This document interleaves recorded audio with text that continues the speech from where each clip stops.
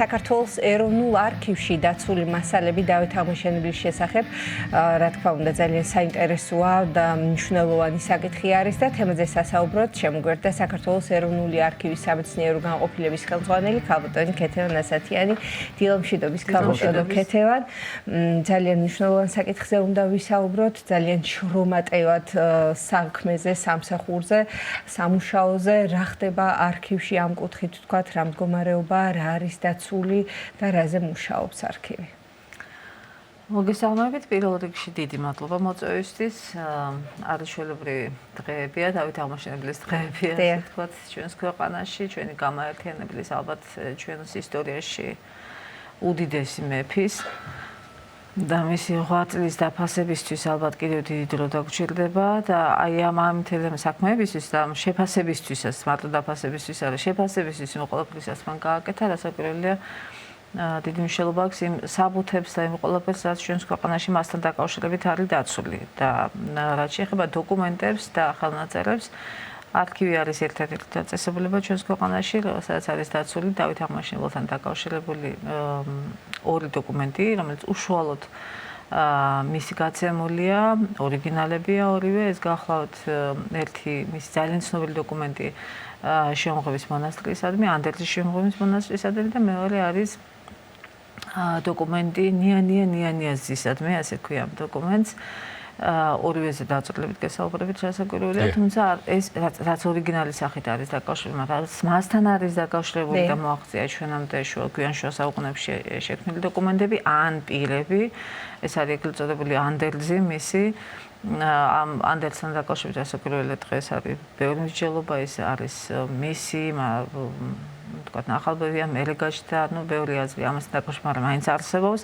გვაქვს ერთადერთი ასევე მინიატიურა დავით აღმაშენებლისა, რომელიც დაცული ასევე ეროვნულ არქივში, ერთადერთი ეს მინიატიურა, მართალია გვიანდელი ხელნაწერის სახით მოაღწია ჩვენამდე, მაგრამ დავითის გამოსახულებაა და მოგწონს და გვიყვარს ეს გამოსახულება და ასევე არის რაღაცა პატარ-პატარა ღონისძიებები, რომელიც ჩვენ ჩავატარეთ დავითთან დაკავშირებით და ამის შესახებაც დაწვრილებით მოგიყვებით რასაკვირველია. დავიწყოთ ბოლოდან, მე როგორც მოგახსენეთ, არის ესეთი მასალა, რომელიც უშუალოდ მისი ხელიდან არის გამოსული და არის მასთან დაკავშირებული. მასთან დაკავშირებულსაც შეეხება თქვენ იცით, რომ მე-20 საუკუნეში, განსაკუთრებით პირველ ნახევარში, სამწუხაროდ უამრავი ქართული დოკუმენტი დაიკარგა, ათასობით დოკუმენტი, ჩვენ ხშირად ყვებით ყველაზე დიდი ჩვენს დანაკარგზეს 1915 წელს მოხდა პირველ მსოფლიო ომთან დაკავშირებით საქართველოსთან იქნა გატანილი არანორმალური რაოდენობის არქივო მასალა და ისტორიული დოკუმენტები. ჩრდილოეთ კავკასიაში, ასე ვთქვათ, დასაცავად, თუმცა მე ბევრი ამბავი მოხდა, მათ შორის დაიშალა რუსეთის იმპერია, მე რუსეთში მოხდა სამოქალაქო ომი. მოკლედ გვიან დაახლოებით 1923 წლისთვის ეს მასალა შევეცადეთ დაგვებრუნებინა უკან. კი, ამაზე ბევრი მუშაობა სარგის კაკაბაძე, მუშაობდა საგანგებო კომისია, რაღაცნაირად ჩრდილოეთ კავკასიაში მიმობნეული უკვე რამდენიმე თავისი ალბათ ამბობენ რაღაცა 20-ზე მეტი ვაგონის არქივო მასალა იყო გაჩერებული ჩრდილოეთ კავკასიაში და მათ შორის უნდა ყოფილიყო რამდენიმე 1000 ისტორიული საბუთი, რაც და ქაღალდზე შესრულებული ისტორიული საბუთი, თუმცა სამწუხაროდ რასაც ჩვენი სარგის კაკაბაძე ჩავიდა ჩრდილოეთ კავკასიაში, ამ საბუთების კვალს უკვე ვეღარ მიაგნო, ერთ-ერთი რაც მოახერხა, რამდენიმე დოკუმენტი ჩაუვარდა ხელში, 3000-ზე მეტი იყო ეს საბუთი, რომელიც დაიკარგა. და მათ შორის იყო დავით აღმაშენებლის აი ამ სიგელის ფრაგმენტი, რომელიც ჩამოაბრძანა საქართველოში და დღეს არის ეროვნულ არქივში დაცული და აი ამ მარტო ჩრდილოეთ კავკასიაში არა, სამწუხაროდ ამ არეულობას შეეწია ძალიან ბევრი რამე, მაგრამ ჩვენ სხვა დღემდე მოღწეული დოკუმენტების მიხედვით ხვდებით რა დოკუმენტები ქონდა გაცემული თვითონ დავით აღმაშენებელს. თვითონ აქვე მოხსენიებულია უშუალოდ დავითის სიგელში, რომელიც როგორც მოგახსენეთ შემორჩა, დაახლოებით 30-მდე დოკუმენტი არის დასახელებული, რომელიც ამ დროისათვის მე-11 საუკუნეში ჩვენთან არსებობდა და დღემდე ამ დოკუმენტებმა ვერ მოაღწია. მარტო ამ ერთ დოკუმენტში არის დასახელებული. არის ეროვნულ არქივში დაცული გვიანდელი დოკუმენტები, რომელშიც მითითებულია, რომ აი დავით აღმაშენებლის აი ამ კონკრეტული საბუთის მიხედვით ამის განახლება ხდება და ასე შემდეგ ჩვენ ხვდებით, რომ უამრავი კიდე სხვა რაღაცა იყო. მინიატიურა დავით აღმაშენებლის ჩვენ საკმაოდ გვიან აღმოვაჩინეთ ხელნაწერების აღწერისას. ეს არის საქართველოს ისტორიის ხელნაწერია, რომელიც მე-19 საუკუნის დასაწყისის არის სხვათა შორის, თუმცა არაჩვეულებრივი შესრულებულია და ერთ-ერთი ხელნაწერის აღწერისას სრულიად შემთხვევით იქნა გრაფემა დონში იყო ჩახატული დავითის გამოსახულება.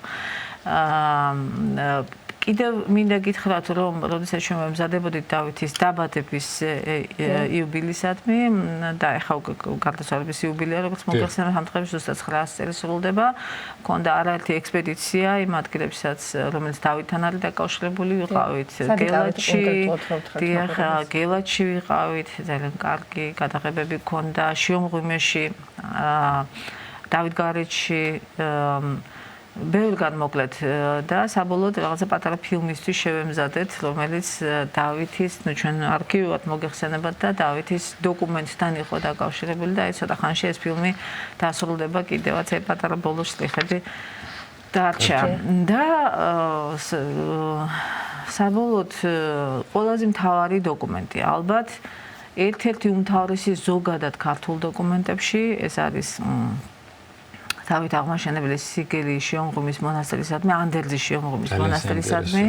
საოცრად საინტერესო, იშვიათი დოკუმენტია.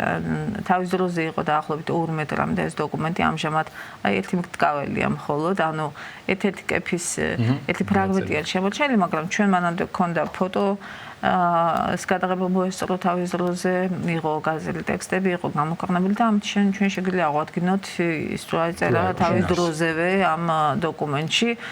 დიახ, დოკუმენტი დაიწერა 1123 წელს, დავითი მიემგზავრებოდა შარვანში. გასალაშქრებლად, ეს იყო ალბათ ერთ-ერთი ყველაზე დიდი ბრძოლა დავითის ეპოქაში. ჩანს ერთგვარი ემოციები, როგორც მეცნიერები აღნიშნავენ ამ დოკუმენტში, ძალიან ემზადება, ნაჩქარეობა ეტყობა ამ დოკუმენტს, ეტყობა რაღაც ისეთი სწრაფი, მოკლედ ვთქვათ, ის აღნიშნავს თავშივე რომ ის მიდის შარვანში და ტოვებს ამ დოკუმენტს და თუ კი ის დაბრუნდება, უკან დაბრუნების შემდეგ ის აპირებს განაახლოს და ახალი დოკუმენტი შექმნას, კიდევ უფრო მეტი შიომღვიმის მონასტრისადმი. დიახ, მაგრამ საოცრად დიდ შესაძირავებს უკეთებს სოფლები, სანთელი, ზეთი, მონასტერი, რა თქმა უნდა, ზეთი, ის წერს, რომ იმ სასულიერო პირებს, რომლებიც შიომღვიმის მონასტერში მოღვაწეობენ, არ უნდა აკლდეთ არაფერი. მათი მთავარი საქმე უნდა იყოს ლოცვა და დანარჩენი რაც აბსოლუტურად არანაირი საზრუნავი არ ქონდეს, ამიტომ ის დაწვრილებით ავალებს ყველას, ვინ რამდენი ცვილი უნდა შემოსწიროს, ვინ რამდენი შესამოსელისთვის უნდა შემოსწიროს, ვინ რამდენი. ერთი საინტერესო დეტალია, რომ ის აგანგებოდ ამბობს, რომ დიდმარხვის პარასკევობით, ხო, პარასკევობით უნდა იქნეს წირვა ჩატარებული შიომღვიმეში მის სახელზე და ის აქვე აღნიშნავს, რომ მინდაო რომ ამ წირვის დროს ზეფისქვერი იყოს თბილი ახალი პირდაპირ უნდა რომ ახალი გამომცხარი თბილი ზეფისქვერით იქნეს კი არა რომ ზოგიერთი ცივი ზეფისქვერით ატარებს ანუ თბილი ზეფისქვერით უნდა იქნას ჩატარებული და საამისოდაც აკეთებს შესაძირავს რომ ეს ყველაფერი იყოს ტაძრისთვის შეწირული, რაც კი არა მონასტრისთვის შეწირული. ძალიან დიდი ისტორია აქვს ამ დოკუმენტის დაწერას, იმიტომ რომ რაღაცნაირი ერთგვარი მომადლიერება არის, ერთგვარი თაყვანისმცემარი უფლის მიმართ, იმ ყველაფრის მიმართ, რაც მისთვის გაკეთდა და ის აქვე დოკუმენტში არის მითითებული, რატომ მაინც შიომღვიმისთვის იქნა გასაკვირველია. აქ აღნიშნულია, რომ დავითმა ააშენა საგანგებოდ შიომღვიმის მონასტერი, ეკლესია უბრალოდ მონასტერში და მანამდე იყო იანა ნათლისმცემლის მონასტერი, მეორე მოგეხსენება და აშენდა დავით აღმაშენებელმა ააშენა ღვთისმშობლის მიზნების ტაძარი. და ეს იყო ერთგვარი მადლიერება იმის გამო, რომ ალბათ დავითის ეპოქაში ერთ-ერთი ყველაზე დიდი შიდა ბრძოლა იქნა მოგებული ცოტა ხნით ადრე დავითის ღვთისმშობლის მიზნების ტაძრის აგებამდე. ეს იყვნენ ქართველი მთავრები, უბრალოდ ძმები იყვნენ, სავარაუდოდ ასე ამბობენ, აბულეთისძეები უნდა იყონ, მოდისტოსი და მისი ძმა.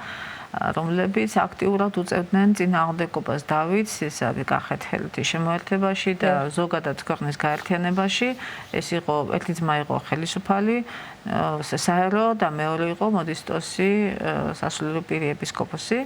მოკლედ ძალიან როგორც ამ დოკუმენტიდან ჩანს, ალბათ ამ ბრძოლამ რაღაცეთი სახე მიიღო და საბოლოო ჯამში რაღაცნაირად ღვთისწყალობით დავით მას ძლია, მაგრამ ეს ამ ნამთავრებმა თავის შეაფარეს შემოღმის მონასტერს. მათ გადაწყვიტეს, რომ ბერები რაღაცნაირად შეიფარებდნენ მათ, მაგრამ მოხდა ისეთნაირად, რომ ბერებმა დავითს ჩააბარეს. ქვეყნის მოწინააღმდეგე და დავითის მოწინააღმდეგე და ერთიანობის მოწინააღმდეგე, ნუ ახლა ამას როგორი სახე ქონოდა რანაირი ჩვენ არ ვიცით. ჩვენ ის ვიცით მხოლოდ რომ დავითი მადლობას უხდის ამის გამო ამ ბერებს, მადლობას უხდის იმის გამო, რომ მათ მისცეს საშუალება რაღაცნაირად ისეთი ძლიერი გაეხადა ქვეყანა, როგორც ჩვენ ვიცით და როგორც იყო. ხო, ნიკოლსიდან დავრბამდე და ამაში ძალიან დიდი წვლილი აი ამ კონკრეტული ბრძოლის მოგებას ქონდა რასაკვირველი. და ამის შემდეგ მას განცდები აქვს ძალიან დიდი რამეები გადაიტანა ამ პერიოდში, განცდები აქვს, განცდები ძალიან კარგად ჩანს ამ დოკუმენტში და უშუალოდ შარვანში წასვლის წინ რაღაცნაირად ასწრებს, რომ მადლობა თქვას იმ ყველაფრის გამო, რაც მისთვის მოხდა, მადლობა თქვას იმ ღვთის ძალიან დიდი წყალობის გამო, რაც მის თავზე იყო და აი ესეთი საკმაოდ დიდი დოკუმენტი იქნა შედგენილი თავისი შესაძლებლობებითა და თავის.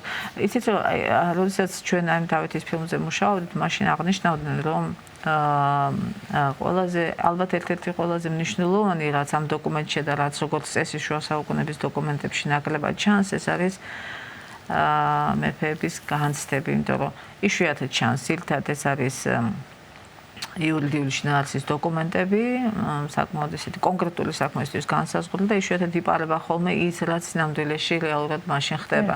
აი დოკუმენტი ამას არაჩვეულებრივად ასახავს, ეს გახლავთ შეცდომის დოკუმენტი. ძალიან საინტერესო. აი თავად როდესაც ფილმზე მუშაობდით, როდესაც ბრძანდებოდით ამ თემ ადგილს მოსანახულებლად და როდესაც ამუშავებდით ამ საკითხს და როდესაც ეხებით ამ ხელნაწერებს, არის კიდევ რამე ისეთი გარდა იმ დოკუმენტებისა, რაც ჩვენამდე მოღწეული არ არის, რა თქმა უნდა, სამწუხაროდ.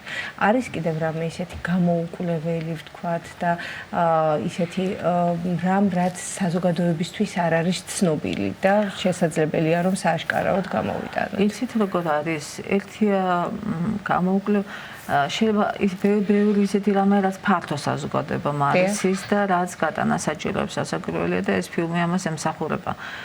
როდესაც ჩვენ ამ ფილმზე მუშაობდით, თანდათანობით გამოჩნდა, მაგალითად ჩვენ ვფიქრობდით სულ რამდენიმე გამოსახულება დავითის, რომელიც არსებობს ხო, მათ შორის ეს ხელნაწერის. თანდათანობით იმდენ ჯამე გამოჩნდა, იმიტომ რომ უკვე ბევრი ნამუშევარი დაიდო, ბევრი კვლევა დაიდო, რომ არის დავითის გამოსახულებები, რომლებიც დღეს შემორჩა, ან იყო და გაქრა, აი მაგალითად ბოჯორმაზე იყო და დღეს აღარ არსებობს სამწუხაროდ ჩამოვარდა ეს. ანუ ბევრი როცა ეს ყველაფერი ერთად მოვაგროვეთ, აღმოვაჩინეთ, რომ არც ისე ცოტა იყო, პირიქით ფილმში ვერც მოხერხდა ამ ყველაფრის შეტანა. საერთოდ დავითთან დაკავშირებული ხელნაწერები, ისტორიული საბუთები, ეპიგრაფიკული მასალა, მის მიერ აშენებული ტაძრები, ან მის მიერ განახლებული ტაძრები, მისი გამოსახულებები, ის მთლიანობაში ეს ძალიან ბევრი აღმოჩნდა. საკმაოდ ბევრი აღმოჩნდა და ჩვენ თანაც ძალიან დიდი გზა გავიარეთ დავითის შემდეგ და ძალიან რთული გზა გავიარეთ და როგორც მოგეხსენებათ, აგერ მე-20 საუკუნის დასაწყისში ათასობით დოკუმენტი იქნა დაკარგული და ამის ფონზე მიუხედავად ამისა და ათასობით ტაძარი დაანგრეული უამრავი ფრესკა განადგურებული. ამის ფონზე დავითთან დაკავშირებით საკმაოდ ბევრი რამ არის შემორჩენილი. უდიდესი ნაწილი ბევრი რამე შესწავლილია, ბევრი რამე შესწავლა ახლაც ამ წუთებშიც მიმდინარეობს და ეჭვი მაქვს რომ აი ამ ერთიანობაში ამ ყველაფრის წარმოადგენისას კიდევ ბევრი რამე გამოჩნდება. რა თქმა უნდა, ამ დოკუმენტებს თავისი სპეციფიკა აქვს შენახვის, ხომ თავისთავად როგორ ხდება მუშაობა, დამუშავება და შემდგომ უკვე შენახვა ამ ყველაფრის. დაცულია ძალიან კარგად. პირობები არის შესაძლებელი. რასაკვირველია, საცავში თავის ადგილას არის ორივე დოკუმენტიც და სხვა დოკუმენტებიც დავითთან დაკავშირებით. რაც უკავშირდება დავითს. ლიანადაც ხო, ხელნაწერების და ყველაფერი. ხო, ჩვენთან გალობანის ნავლიცარი ხო გამოხსენდა. ძალიან კარგად არის დაცული, საგანგებოდ რასაკვირველია, იმიტომ რომ კიდევ ერთხელ მეუბნებ, ეს ძალიან დიდი ბედნიერებაა, რომ ეს გვაქვს სამწუხარო რომ მარტო ჩვენ გვაქვს და სამწუხაროა რომ მარტო ორი ცალია ეს ორიგინალი და ბედნიერება იქნებოდა რომ კიდე მეტი ყოფილიყო, მაგრამ დაცულობა საკმაოდ მაღალი ხარისხის არის. მე კიდე ერთხელ მინდა გითხრათ რომ ზედ ამ დოკუმენტს, დავით აღმაშენებლის დოკუმენტს ჰქონდა უშუალოდ დავითის ავტოგრაფი.